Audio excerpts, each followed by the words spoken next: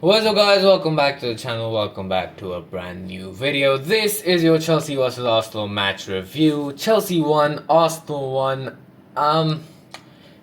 Decent result, I would say. Not a pathetic result, I don't think we can be going, oh no, this is bad, Maresca, what is he doing, Maresca out, no. But it should have been more. We need to start winning these games. I think the only way we're going to transition from Bowley Chelsea back to the Chelsea is when we start winning these kind of games. It is disappointing the fact that we couldn't get a win in this game. That's two draws now against Man United, against Arsenal, and we have to say now, Liverpool, City, Man U, Arsenal, we haven't won against any of them this season, which is slightly concerning.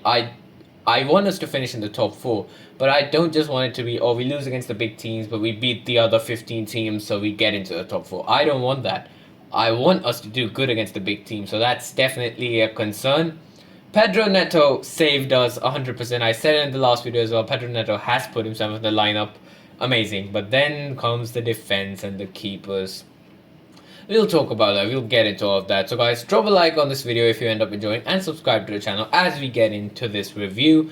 Let's start with the lineups. The lineups were a bit surprising in the defense, because we all wanted Cucurella to be back in the team. And by the way, Cucurella showed today why he deserves to be in the team. Not locked up Saka, didn't let him do anything. Amazing. But I didn't expect Reece James to be dropped. Now, the only reason this could have happened is that how Reece James, of course, has had to play as left centre-back because of fitness reasons. But this game, I think Maresca wanted like proper up and down fullbacks, and Reece James just isn't fit enough to do that. I think that's even proven by the fact that he only gave Reece James 10 minutes. Like, if it was any other tactical reason, Reece James, I think, could have come on at the same time as Enzo. Because he only gave him 10 minutes, it means Reece James is not fit enough for that role yet. So that's the only reason, in my opinion. Malo Gusto, but this is the thing, that header Malo Gusto missed. The only issue is Reece James doesn't miss those, man. That's the only issue, but Reece James, we have to wait, we have to be patient with his fitness. It is what it is, we can't do anything about it. Defense, I thought the defense was decent, better than we've seen them on many occasions. Fofana looked better, but again, not good enough, as we will talk about the goal. Let's talk about the goal, because the goal, cross comes in from, I think it was Odegaard.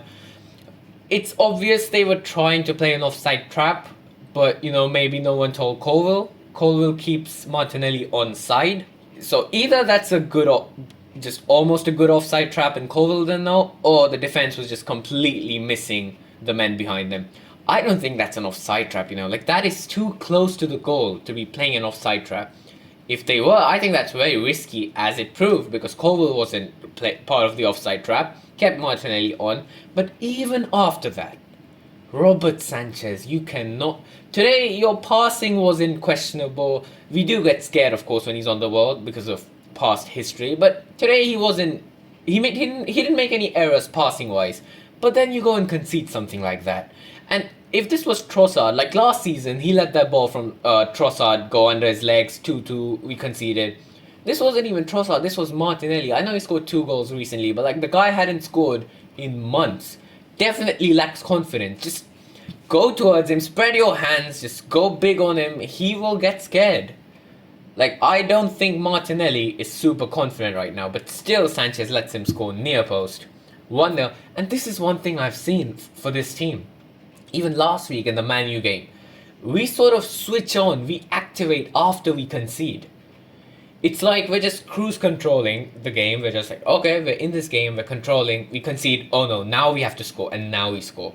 We're never in that now we have to score attitude from minute 1. But minute 1 from this game, we were actually good. The first 10 minutes or something, we had 75% possession. I have the screenshot somewhere.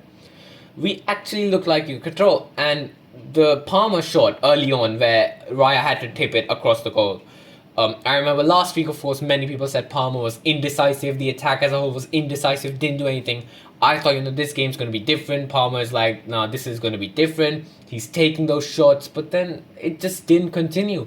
And as I said, we only activate once we concede. That hunger to score is not there from minute 1. That's the issue. And we do look scared against the big teams. I agree that, last 2 years have been bad. These guys have been excelling. So there is that factor. But we can't be scared like this against the big teams. It is very obvious and visible in the way we play. And even some of the counters, we had a chance to counter. We wait, we played back, we try to play it through in the Maresca way. So yeah, that is a criticism I have. But then now let's get into Argo. And by the way, Enzo Fernandez assist. Enzo gets subbed on. Lavia might have a bit of a knock. I wouldn't mind Enzo Fernandez back in the team because while Lavia does give us stability, Enzo definitely gets us more goals. That is a fact. So I think now with the small teams coming up, I think Enzo should be in the lineup. Good pass to Neto, and then Neto takes a brilliant shot, powerful in the bottom corner, and then 1-1. But again, we don't go and get the second. It's like this team only scores when we're losing. When we're drawing, they don't have that sense of, let's go, we have to win this. It's like we fans where sometimes like, oh, it's Arsenal, they're doing good, maybe we take a draw. The players can't think like that. That's not how it's meant to happen. The players must think we have to win this game. And yeah, Palmer was quiet today. He's bound to have a quiet game. But when he does have a quiet game like this, especially the fact that he was injured, why didn't João Felix come on? Why did he have to play the 90 minutes when... Okay, I understand there's a bit of, he's our main guy, maybe you can't sub him off. But if you need like an excuse, he was injured. He was injured. You can just say, oh, we subbed him off 70 minutes, he wasn't doing that well, he wasn't fit as well. I don't see why João Felix or Nkunku didn't come on earlier. Jackson, his off the ball work rate was good. Noni Madueke, by the way, didn't do anything attacking wise, but defensively you see what he puts in. I remember early on there was a time when I think Arsenal got 2 corners in a very short space of time. They kept on attacking, we couldn't clear it. Declan Rice had the ball, Madueke went at him, tackled him, got the ball, kicked it up. So, defensive work rate is there, but Madueke is not doing anything nowadays attacking wise. Neto, I think, has definitely, as I said in the last video, put himself in the starting lineup. Sancho again was missing, but Sancho's injured. I have no idea what's going on with him. I think next game we could see a Sancho left wing, Neto right wing partnership. But the only issue with that is the defensive stability, because Madueke does help out defensively, especially if we also want Enzo in the midfield. So yeah, Reece James came on later in the 82nd minute. Okay, good cameo. Kai Havertz, by the way. Kai Havertz, started shushing when he scored. Thank God it was offside.